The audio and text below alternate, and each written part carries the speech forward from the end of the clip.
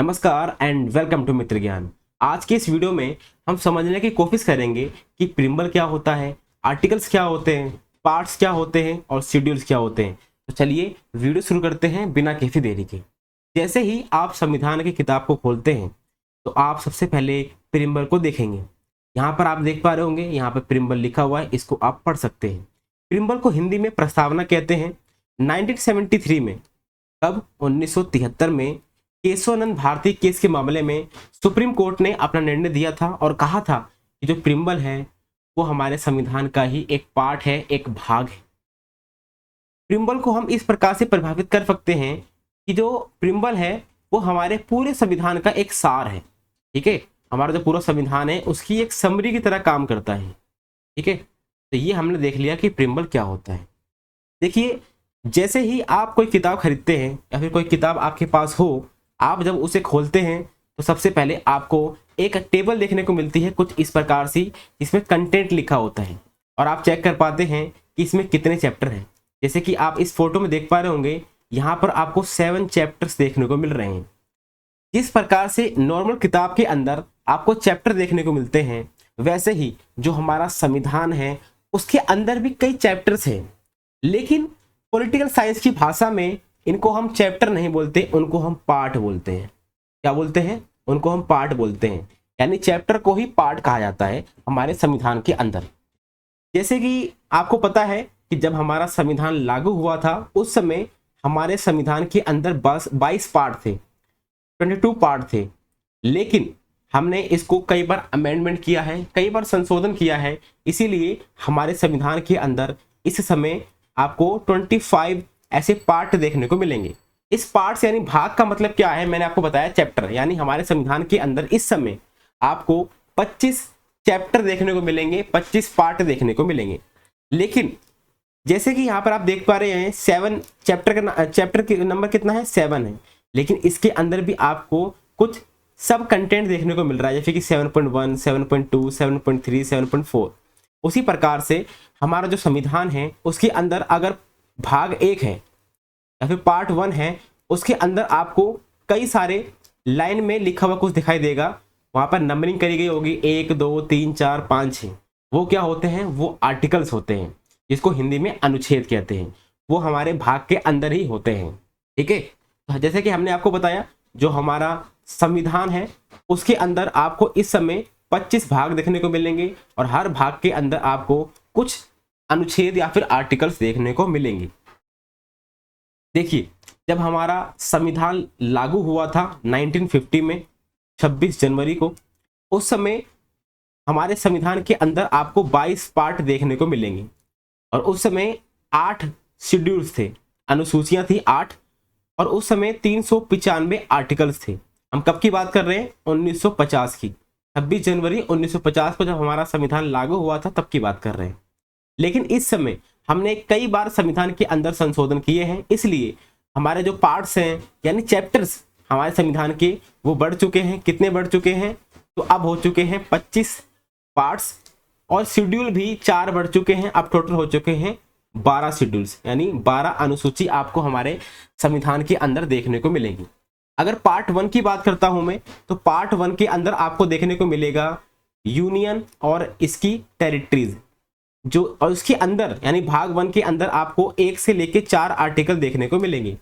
उसी प्रकार से अगर आप पार्ट 2 देखते हैं यानी भाग 2 देखते हैं, आपको सिटीजनशिप के बारे में देखने को मिलेगा और आर्टिकल आपको इसके अंदर देखने को मिलेंगे 5 से 11 तक। फिर आता है पार्ट 3, जिसके अंदर आपको फंडामेंटल राइट्स देखने को मिलेंगे यानी मौलिक अधिकार देखने को मिलेंगे, जो आपको देखने मिलेंगे 12 से 35 आर्टिकल तक। फिर आता है पार्ट 4, इसमें आपको डीपीएसपी देखने को मिलते हैं। ठीक है, directive principles of state policy, 36 से 51 आर्टिकल। यहाँ पर आप देख पा रहे होंगे ये भी पार्ट 4 ही है, लेकिन यहाँ पर ए लिख दिया गया है। इस ए का मतलब क्या है? इसका मतलब ये है कि इसको अमेंडमेंट के द्वारा जोड़ा गया है।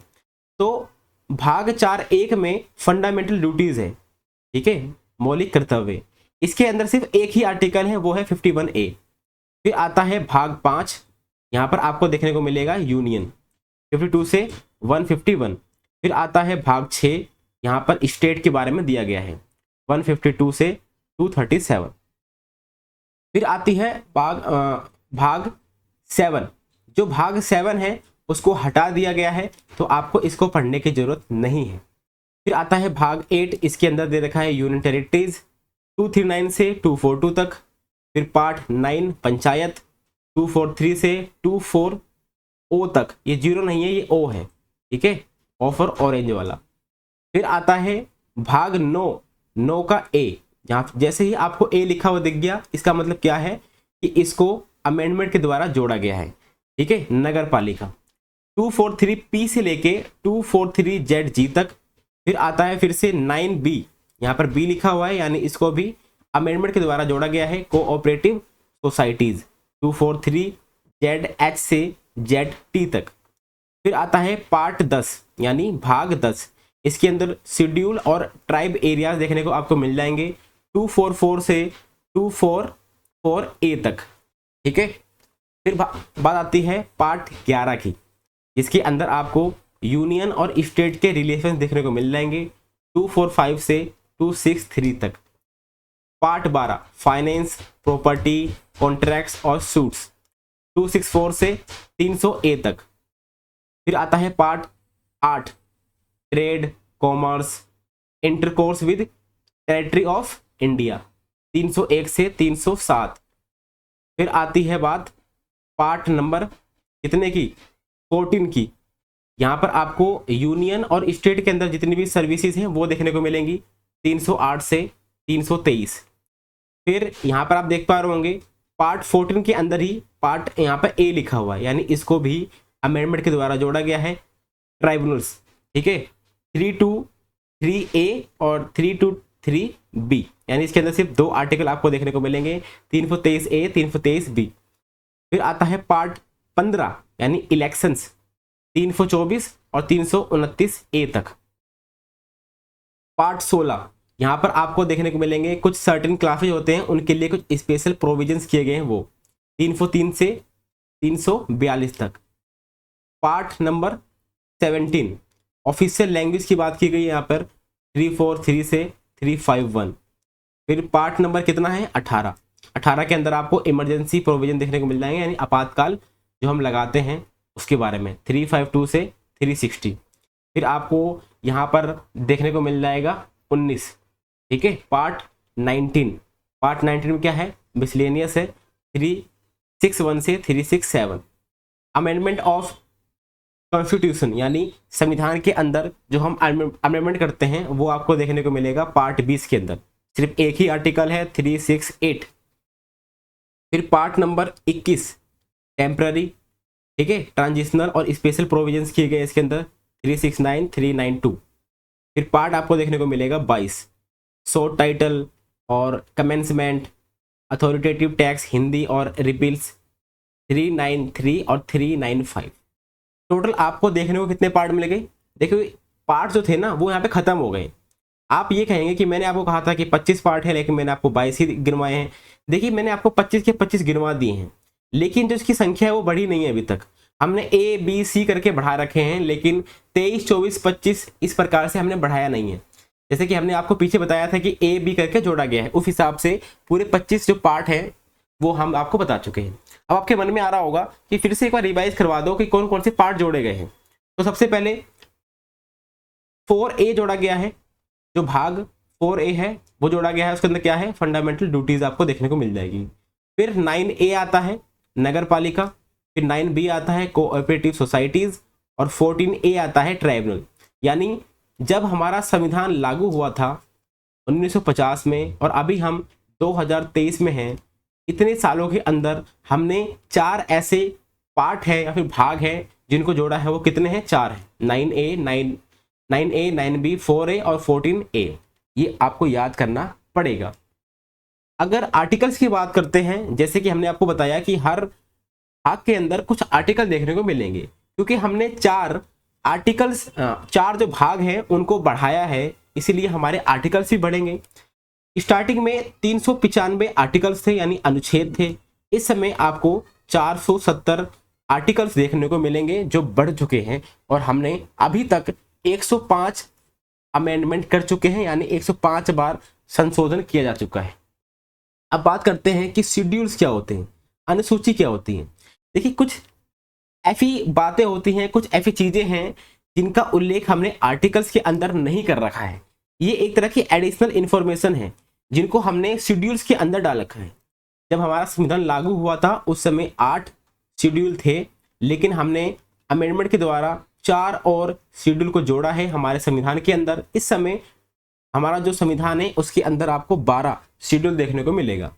जो पहला शेड्यूल है वो हमारे स्टेट और यूनियन टेरिटरीज के नामों की बात करता है कि किस राज्य के क्या क्या नाम होंगे, यूनियन टेरिटरी के क्या क्या नाम होंगे। जो सेकंड शेड्यूल है वो बात करता है अलाउंस की, प्रिविलेज की, ठीक है, इन सब चीज़ों की बात करता है। और यहाँ पर आपको पोस्ट दे रखी है कि किन के बारे में, जैसे कि president of India, governors of Indian states, ये सारे आप नाम यहाँ पर याद कर सकते हैं। भाग 3 की बात करते हैं तो भाग 3 के अंदर जो शपथ होती है ना, शपथ ओथ लेते हैं, उसके बारे में बात की गई है, वो भी सिर्फ इन लोगों के बारे में। यहाँ पर आप देख सकते हैं सुप्रीम कोर्ट के जज, यूनियन मिनिस्टर ऑफ इंडिया, ठीक है, जितने भी एमपीज होते हैं, हाई कोर्ट के जज, स्टेट मिनिस्टर्स, तो ये सारे नाम आपको याद करने पड़ेंगे। अगर बात करते हैं 4th शेड्यूल की, तो 4th शेड्यूल में राज्यसभा के अंदर राज्य से कितने कितने लोग आएंगे उसके बारे में बात की गई है, यानी एलोकेशन ऑफ सीट्स की बात की गई है, यानी कितनी सीट होगी किस राज्य के अंदर। शेड्यूल 5 के अंदर क्या है, जितने भी शेड्यूल एरियाज हैं या फिर शेड्यूल ट्राइब्स हैं उनके बारे में बात की गई है। सेम उसी तरह शेड्यूल जो 6 है उसके अंदर सिर्फ ऐसे 4 राज्य हैं जिनकी बात की गई है, असम की, मेघालय की, त्रिपुरा की, मिजोरम की। ये भी ट्राइबल एरिया ही है, ठीक है, लेकिन इससे थोड़ा सा अलग आपको देखने को मिल जाएगा। 7 शेड्यूल में क्या है, हमने 3 तरह की लिस्ट बना रखी हैं, ठीक है, जैसे कि संघ सूची, राज्य सूची, समवर्ती सूची, ये आप देख पाते हैं। 8वीं जो शेड्यूल है उसके अंदर क्या है, आपको 22 ऑफिशियल लैंग्वेज देखने को मिलेगी, यानी भाषा देखने को मिलेगी।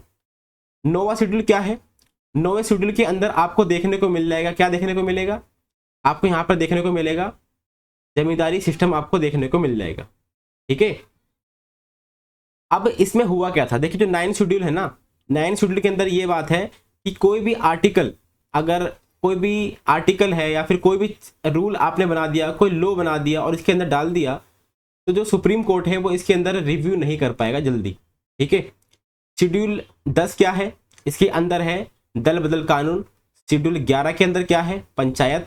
और शेड्यूल 12 के अंदर क्या है, नगर पालिका। तो ये थे टोटल 12 आपके शेड्यूल या फिर अनुसूची।